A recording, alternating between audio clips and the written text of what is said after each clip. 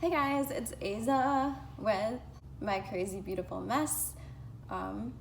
Today I am going to tell you about how it was for me to escape my narcissist, crazy psycho ex and what happened with that, because I know the first video was just about the situation and how it was being with him, kind of, and just like his craziness. And so let's just get right into it. Okay.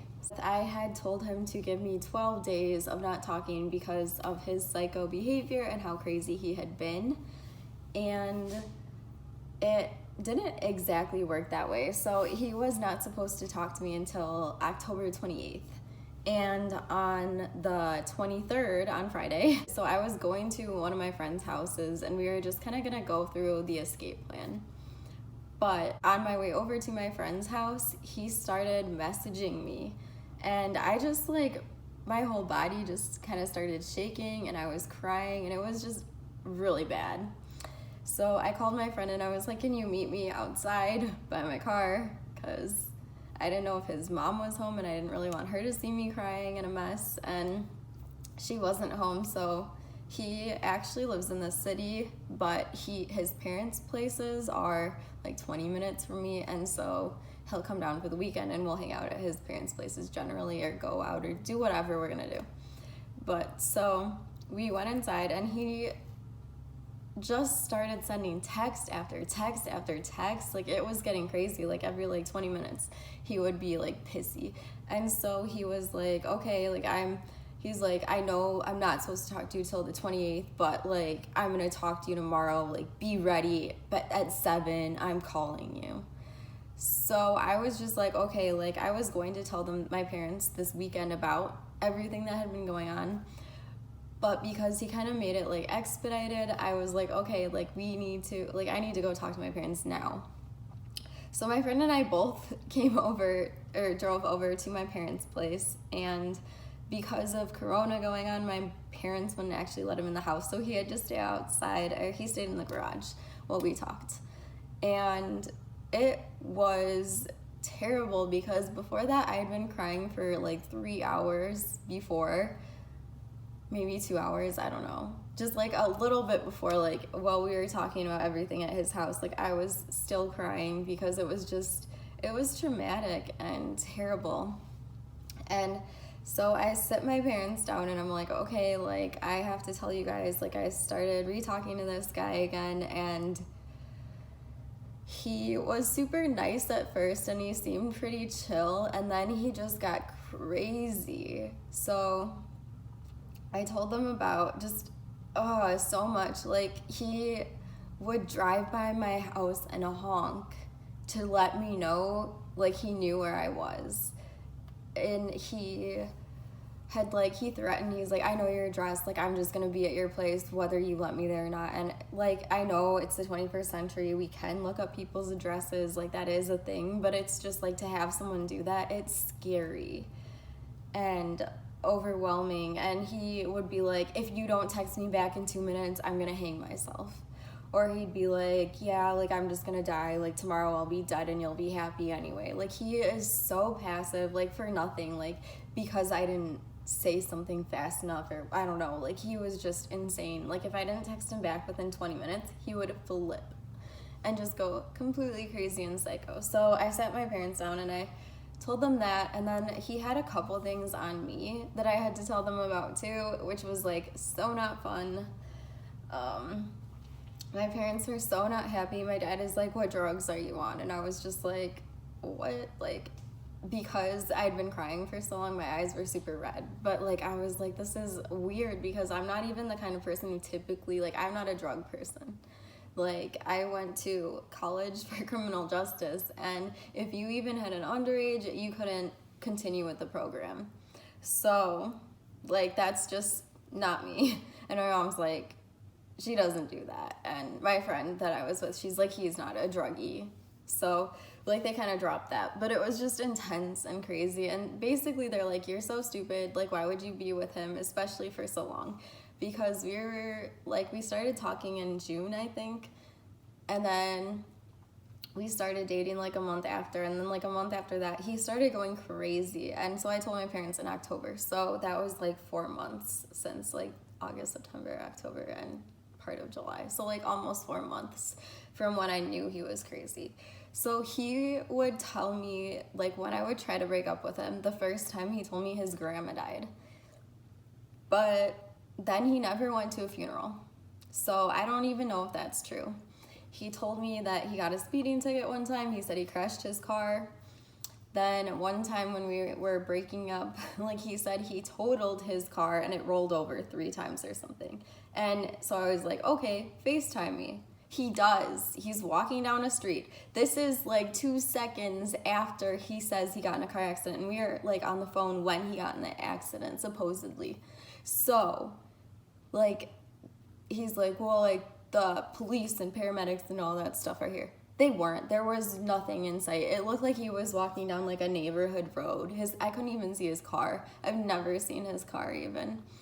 And so he said he totaled it, whatever. He said he's crashed and totaled like 2 or 3 cars in the course of 4 months, which is like, okay, first of all, like, who can afford to crash 4 cars in 4 months, or 3 cars, or, you know, even 2 cars in a few months? Like, no. And if you keep doing that, wouldn't you think you'd like kind of limit your driving? Maybe be like, I'm just gonna get Ubers from now on because it will cost less than multiple cars. But who knows? And so anyway, I told my parents, and they said to block his number. So I did. I blocked his number. And I was like, he's gonna start calling tomorrow, is what he says. And they're like, well, his number is blocked, he can't. So fast forward to Saturday at 7, when he said he would call. I was hanging out with my parents. We were just watching a show. I got a call, and I was like, oh my gosh, I'm getting a call. Well, it wasn't his number because his number was blocked. And my dad's like, okay, I'll answer it. So I give him the phone, and we missed the call. And like 2 seconds later, same number is calling again. My dad answers it. He goes, hello. And he's like, hi, is Asa there? And my dad's like, who is this? And he says, this is Asa's friend. And my dad's like, she doesn't want to talk to you, and we don't want to hear from you. Do not call us again. And he's like, well, do you know I was at your place? Like, immediately he starts trying to tell my parents like stuff on me, which is like, okay, like, that's a good way to like try to make me like you. And my dad's like, I know, and I know your address too, because we looked up his address too, because that's easy to do. And my dad's like, seriously, you need to leave her alone. You need to leave us alone. She's asked you to leave her alone. We are done with you. Goodbye. And he hung up. And seriously, I blocked that number like that second. And like 30 seconds later, my dad went downstairs to grab a gun because we are freaked out at this point. Like, we don't know what is going on. This guy is complete psycho. It was scary. And another number similar to the one he just called on, just like one of the numbers was different, calls again. And my mom answers, and she doesn't answer. So then my mom answers, but she doesn't really answer. She just like hits the green answer button and then doesn't say anything, and it's just silent. And then I block that number too. And my dad comes up, and we're just like, we don't know what to do. We're talking about this. And so we decide we're going to call the police because he probably called on his number. It was blocked. He called on probably his mom or dad's, and then the other one is probably his other mom or dad's, like whichever he didn't use for the other one. And so we're like, okay, like, he's used all his numbers. Like, yeah, I think you can buy numbers, but...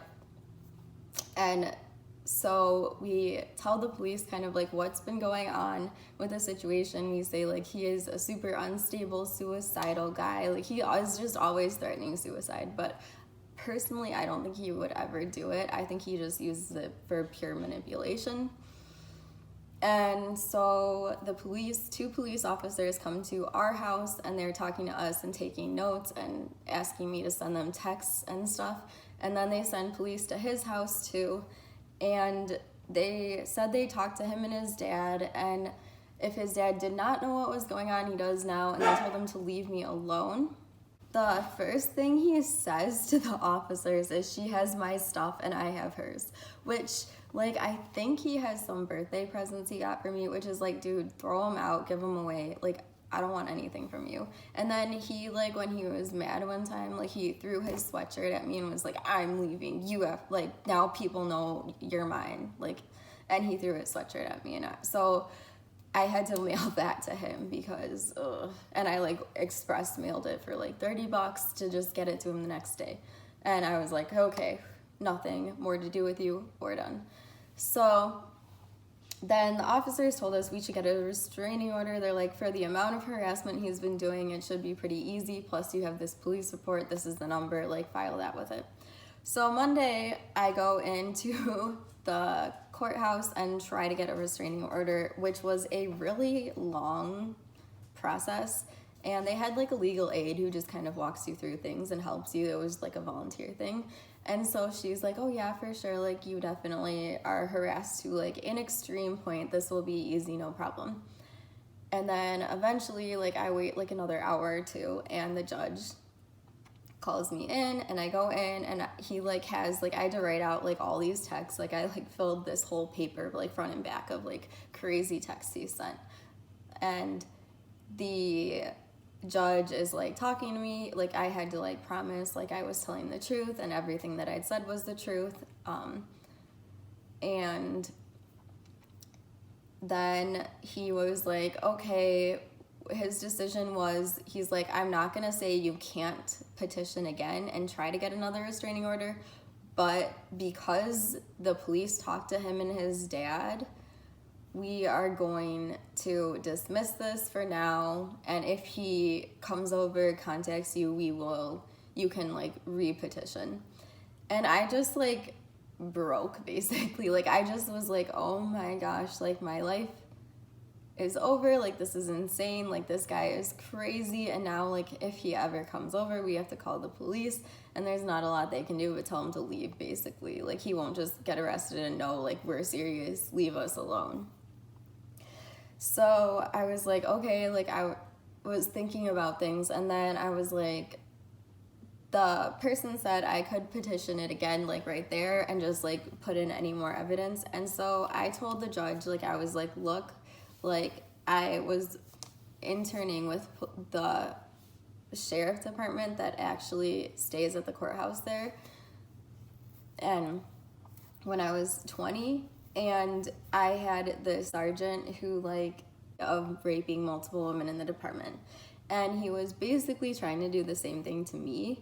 And I told the judge, like, I was like, look, in this situation, I was not even as afraid as I am of this guy. Like, this guy has been brutal and terrorizing me for months, and, like, it was bad. Like, it was to the point where I couldn't sleep at night. Like, I just could not. Like, I would wake up, like, 10 times or more and, like, have to go to the bathroom just because of the stress and anxiety. I was, like, not really eating food. Like, it would take me, like, 20 minutes to sit there and try to eat food. And I was gaining so much fat, and I was like, how is this happening? Like, I'm eating, like, nothing, and I'm gaining fat. And since, like, the breakup and end of everything, it's been so much better. Like, I can sleep. I have been, like, eating so much food and dropping so much weight. Like, it's insane. Life is just so much better. But, like, thinking about it all, it was terrifying. It was probably one of the worst things in my life. It's definitely the worst decision I've made in my life, and it was just mortifying and embarrassing. And things are better now. Everything is not perfect. I am always, like, afraid. Like, every time I see a car go by, like, I'm like, oh my god, could that be him? And I still feel like, I mean, it's not even, like, a month out, so I still don't know, like, if he's just biding his time or what. Like, I don't know. He's just crazy. I've never met someone so insane. I didn't even know, like, there could be people like that. Like, I told him that I hated him. Like, I super hated him. I told him, like, I never want to see you again. I never want to hear from you again. Like, I absolutely hate you more than I could ever even know is possible. Like, I said that to him, and he's like, well, just don't cheat on me. That's all he cared about, like, the whole time, is that, like, I was his, regardless of, like, if I absolutely hated everything about him. He didn't care. Like, it was just crazy. So now that is done, that's how everything went down. Again, I will put my email in the description in case you guys are in a similar situation and you just don't have anyone to talk to or don't know how to proceed. I had a group of close friends who kind of like, they were like the first people I told and made it kind of better. Then I told a therapist I was working with about it like in September, so not like at the beginning, but like further in. I told her when things were crazy.